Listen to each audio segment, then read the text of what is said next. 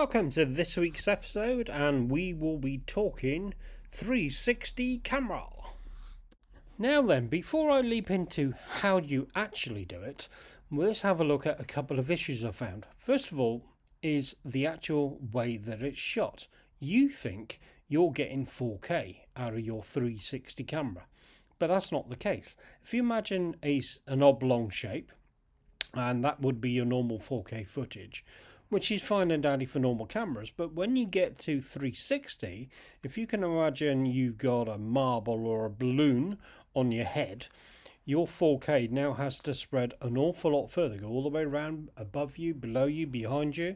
It actually looks more like 1K when that's actually done.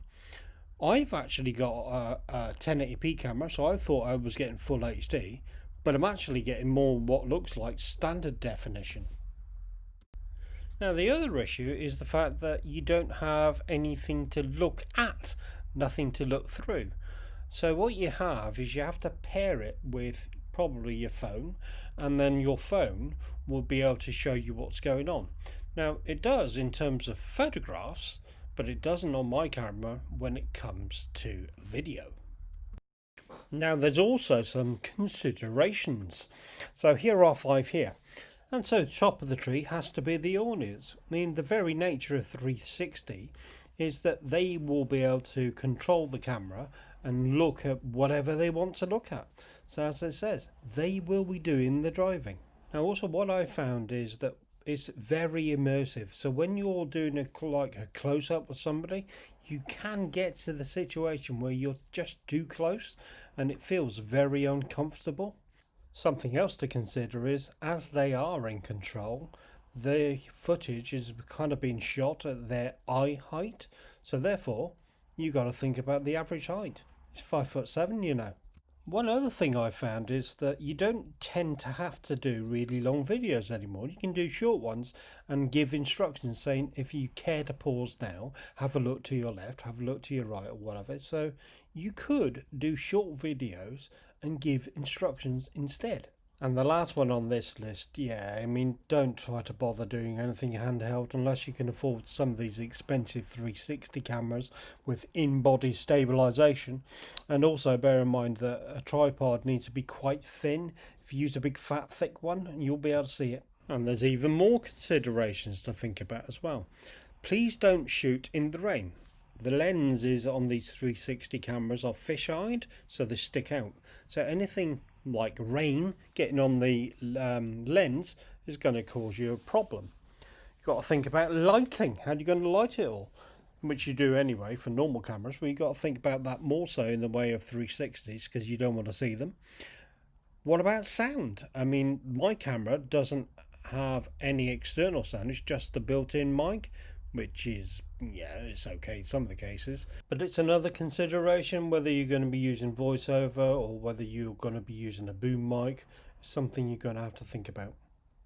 The next 2 are fairly crucial. They need to edit. So you're taking your video footage and then you want to do something with it. You can't just upload it as it is, or maybe you can, but you might want to put some words on there. You might want to put some notifications or instructions. So that is editing, and then you need something to be able to play 360 footage in. There's a program called VLC that does that. I use Final Cut Pro as another option. That has got a 360 player in it as well, or you can stick it in a VR headset, but either way you can see what's going on, and once you're happy with all the editing at that stage, then you upload. Some of the bigger cameras have got editing features within them, but again, that all depends on the model type you've got.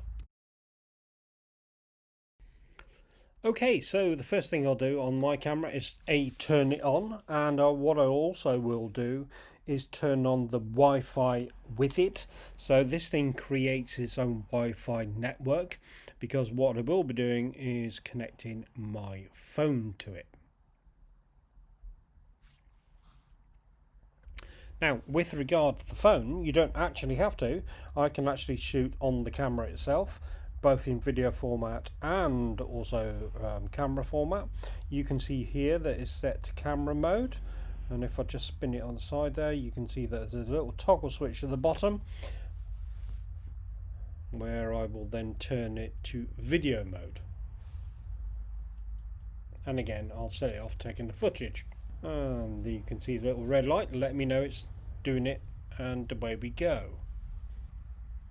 Now get my phone and connect it to the Theta app itself, and then I'll be able to open the app on the actual handset now that it's connected, and choose whether to shoot the photo or the video. But I'll be doing that actually on the handset. Now in photograph mode you can see that there was a preview on there, so I would be able to see what's happening. And there we go. And so at this stage the footage is still on the camera. What I'll do is refresh this on actually showing the footage on the camera, and I'm beginning to now import that into the actual handset. And it's quite a crucial thing to note there is that the Theta folder within the iPhone will store the footage, so it won't go into iCloud and it won't eat up all your data and therefore all your cost. One thing to bear in mind is that stitching bit at the bottom where you can see where it's stitching the two halves of the footage together. So I'm going to get back to my fingers there, you'll be able to see it. It doesn't look natural, as it seems like there's something missing. So moving on to the next stage, you can see that on recording I've got no preview, I can't see what's going on. I can hit the record button. The phone, the camera does also show that in the red light. Again, if I sync and turn that off and then go back into the actual footage, we'll just wait for it to pop. There it is at the top, just connect that, and again that'll download it to the Theta app on the phone, not in iCloud again. Then as there's a video, we'll just wait for that to go a bit sharper. Thank you very much. Sorry, it was the footage on the camera. So you can see there's my 360 in terms of a video that I've done. Now this is where the fun starts, your step 5. Now obviously you can upload. Some of the more modern cameras have, there's just a snapshot on the right, have different places where you can upload to. Mine only goes to YouTube. There is one thing to note as well on the older models, or maybe it applies to the newer ones as well. There is a size limit where the machine will stop and won't be able to import. So that will be where the SanDisk, remember I talked about that previously, comes into play again. And obviously then you can airdrop it to wherever you want to. Now this is an interesting subject, because you're not uploading directly onto Facebook or Twitter or YouTube or something like that. You're uploading to your laptop or your iPad or something of that nature. And as you can see, I'm appearing on the right, but half of me is also on the left hand side, because what you're looking at is a kind of a stretched out picture, which is not what we want at all. We want to be able to do this in 360 and see the whole lot and control it. And so this brings me on to editing. The program that I use is Final Cut Pro. And now as you can see, I'm just putting some words on there or some notifications about what it is I need to do, but you might want those as instructions or whatever. So I've done that within this particular tool.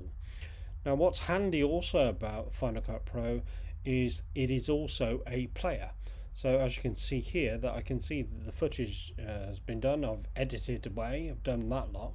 But what I'm also going to do is select the viewer top right hand side and select the 360 viewers, and then I'll see what it should look like as on another screen. And then I'll check that and test it, and before I then say, yeah, now I'm finished, I'm happy with it, now upload it to YouTube. So now let's talk YouTube. Now the stretched photo, if you're not adding anything to it, you can just upload it onto YouTube and then there you go. What I've done is I've edited that particular one and I've then selected that to go up to YouTube. Now I'll just pause it here. You can see what YouTube does is add in the directional arrows at the top there, so the end user can now do this themselves. But a piece of advice: you do this and YouTube will see it, but it will take a very long time for them to process it.